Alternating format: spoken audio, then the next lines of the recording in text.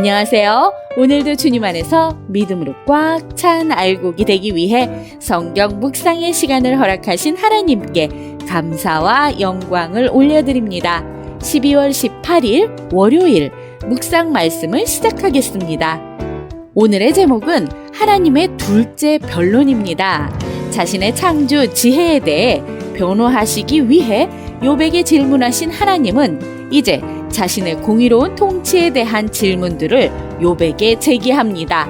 오늘 본문 욥기 40장 1절에서 24절까지의 말씀을 함께 듣겠습니다. 여호와께서 또 욥에게 일러 말씀하시되 트집 잡는 자가 전능자와 다투겠느냐? 하나님을 탓하는 자는 대답할지니라. 욥이 여호와께 대답하여 이르되 보소서, 나는 비쳐나오니 무엇을 주께 대답하리이까? 손으로 내 입을 가릴 뿐이로소이다. 내가 한번 말하여 싸운 적 다시는 더 대답하지 아니하겠나이다.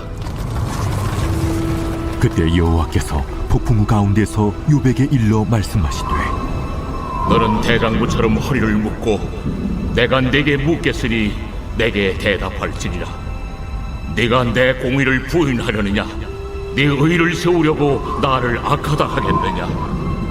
네가 하나님처럼 능력이 있느냐? 하나님처럼 천둥소리를 내겠느냐? 너는 위엄과 존귀로 단장하며 영광과 영화를 입을지니라. 너희 넘치는 노를 비우고 교만한 자를 발견하여 모두 낮추되 모든 교만한 자를 발견하여 낮아지게 하며 악인을 그들의 처소에서 짓밟을지니라. 그들을 함께 진토에 묻고 그들의 얼굴을 싸서 은밀한 곳에 둘지니라. 그리하면 네 오른손이 너를 구원할 수 있다고 내가 인정하리라. 이제 소같이 풀을 먹는 배의 못을 볼지어다. 내가 너를 지은 것 같이 그것도 지었느니라.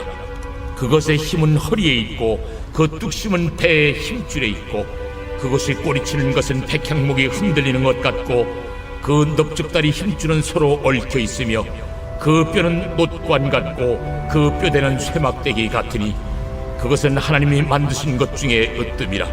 그것을 지으신 이가 자기의 칼을 가져오기를 바라노라. 모든 들짐승들이 뛰노는 산은 그것을 위하여 먹이를 내느니라. 그것이 연잎 아래에나 갈대 그늘에서나 늪 속에 엎드리니 연잎 그늘이 덮으며 시내버들이 그를 감싸는도다.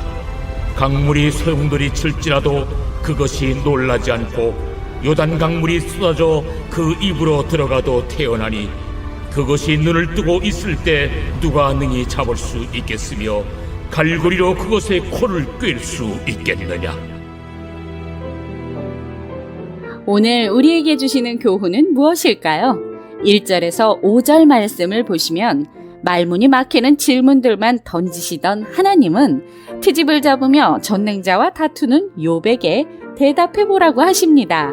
하나님께 처음으로 입을 연 욥은 말을 너무 많이 했다면서 하나님 앞에서 자신의 자금을 시인하며 입을 닫겠다고 말합니다. 세상에는 우리가 알 수 없는 일들이 너무나 많습니다.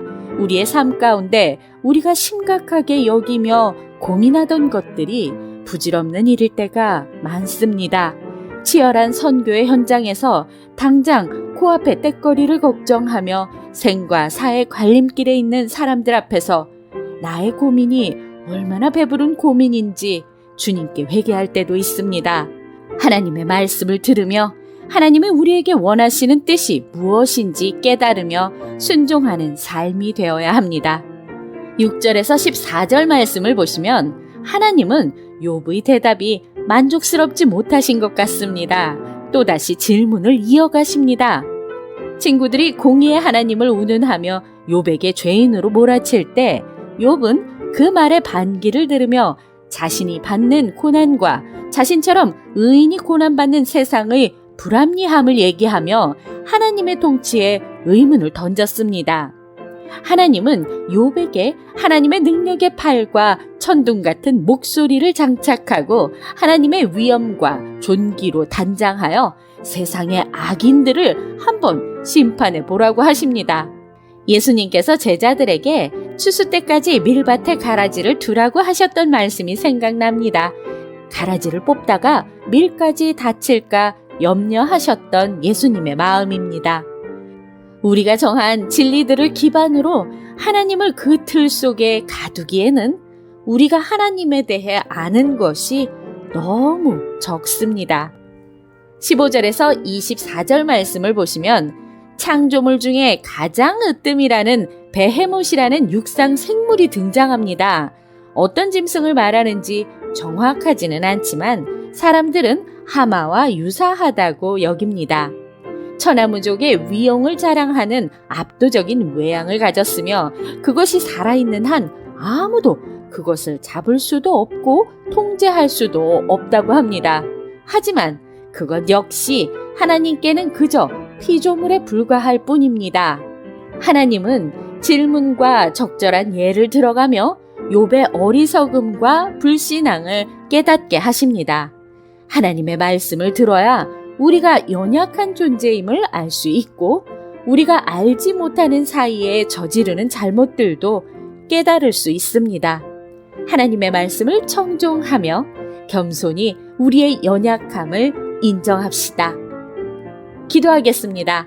하나님, 오늘 우리에게 주신 말씀대로 어떤 시련과 환난 속에서도 하나님의 통치임을 고백하게 하여 주시옵소서. 예수 그리스도의 이름으로 기도드립니다. 아멘.